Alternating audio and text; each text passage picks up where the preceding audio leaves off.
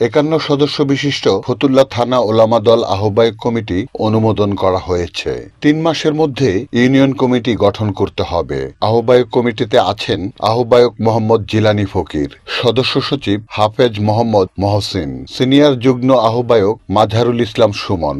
যুগ্ম আহ্বায়ক পদে রয়েছেন 48 জন। এ তথ্য প্রকাশ করা হয় 26 অক্টোবর রবিবার নারায়ণগঞ্জের জামতলায় অবস্থিত হীরা কমিউনিটি সেন্টারে অনুষ্ঠিত ফতুল্লা থানার বাংলাদেশ জাতীয়তাবাদী ওলামা দলের কর্মী সভায়। সভায় প্রধান অতিথি ছিলেন বিএনপির জাতীয় নির্বাহী কমিটির সদস্য ও নারায়ণগঞ্জ জেলা বিএনপির আহ্বায়ক অধ্যাপক মামুন মাহমুদ। প্রধান বক্তা বাংলাদেশ জাতীয়তাবাদী ওলামা দল কেন্দ্রীয় কমিটির সদস্য সচিব অ্যাডভোকেট কাজী মাওলানা আবুল হোসেন। বিশেষ অতিথি ছিলেন মাসুকুল ইসলাম রাজীব, সাদেকুর রহমান সাদেক, শফিকুল ইসলাম টিটু, মশিউর রহমান রনি, হাফেজ মাওলানা জাকারিয়া, হাফেজ মোহাম্মদ মামুন।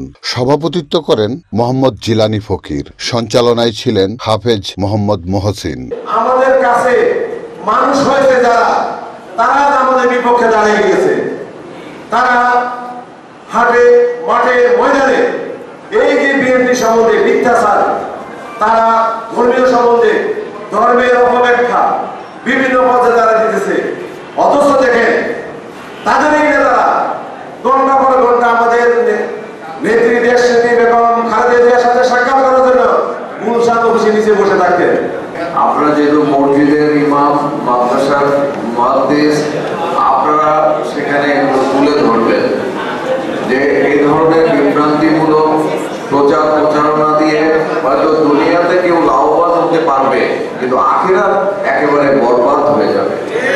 সুতরাং আমরা রাজনীতি করি, আমরা মানুষের সেবা করার জন্য রাজনীতি করি। মানুষের সেবার মাধ্যমে যদি কিছু অর্জিত হয়, সেটা হলো ওই দুনিয়াতেও আমরা কিছু সুবিধা পেতে পারি, ওই দুনিয়াতে আমরা হয়তো নাজাত পেতে পারি, ঠিক না? সেই কারণে আমরা এই দুনিয়াতে কিছু কাজ করি। আমাদের ধর্মীয় অনুশাসনের পাশাপাশি আমাদের যে ধর্মীয় 5টি স্তম্ভ রয়েছে, সেই 5টি স্তম্ভ কালেমা, রোজা, নামাজ, হজ, যাকাত, এগুলো আমরা করে থাকি। এগুলো করার পাশাপাশি আমরা কিছু সামাজিক সমস্যার সমাধান করি, সামাজিক কাজকর্ম করি। সেগুলো করে কিছু নফল ইবাদতের মতো করে আমরা যদি কিছু অর্জন করতে পারি, তাহলে আমাদের এই ইবাদতের মধ্যে যদি কোনো ভুলভ্রান্তি থাকে, আল্লাহ হয়তো সেই উসিলায় আমাদেরকে ওই পরকালের নাজাত দিতে পারে। আমাদের তো উদ্দেশ্য এটাই, ঠিক না? কিন্তু একটা পক্ষ মানুষকে বিভ্রান্ত করছে।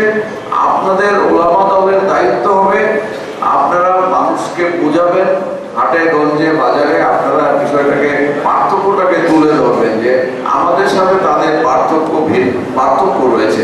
পার্থক্য হলো তারা বলে যে ওই দল করলে নাকি জান্নাত পাওয়া যাবে।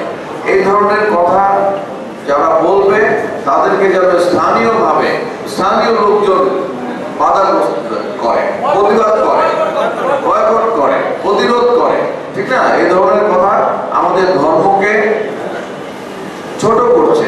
এই ধরনের কথা যারা বলছে তারা আমাদের ধর্মের বিধিবিধানকে মানছে না, অমান্য করছে। সুতরাং এই দায়িত্বটা আপনাদের উপরে থাকবে। নারায়ণগঞ্জে আপনারা বড় করে একটা সমাবেশ করেন ওলামা দলের নারায়ণগঞ্জ শহরে, এবং এখান থেকে আপনারা একটা বার্তা, আপনাদের শক্তিটাও আমরা দেখি, ওলামা দলের কি শক্তি নারায়ণগঞ্জ জেলায় রয়েছে, এবং প্রয়োজনে নারায়ণগঞ্জ জেলা এবং মহানগর মিলে নারায়ণগঞ্জে একটা ওলামা সমাবেশ করেন কিছুদিনের মধ্যে। সেই ওলামা মাসায় এক সমাবেশে আপনারা হাজার হাজার আলেম ওলামাদেরকে দাওয়াত করেন, এবং সেখান থেকে আপনারা এর বিরুদ্ধে কথা বলেন যে যারা ধর্মকে নিয়ে ব্যবসা করে, যারা ধর্মকে নিয়ে রাজনীতি করে এবং ধর্মীয় নানান অপব্যাখ্যা দিয়ে মানুষকে বিভ্রান্ত করে, তাদের বিরুদ্ধে আমাদের জিহাদ। Report Shahjahan Chowdhury, NAN TV, Narayanganj.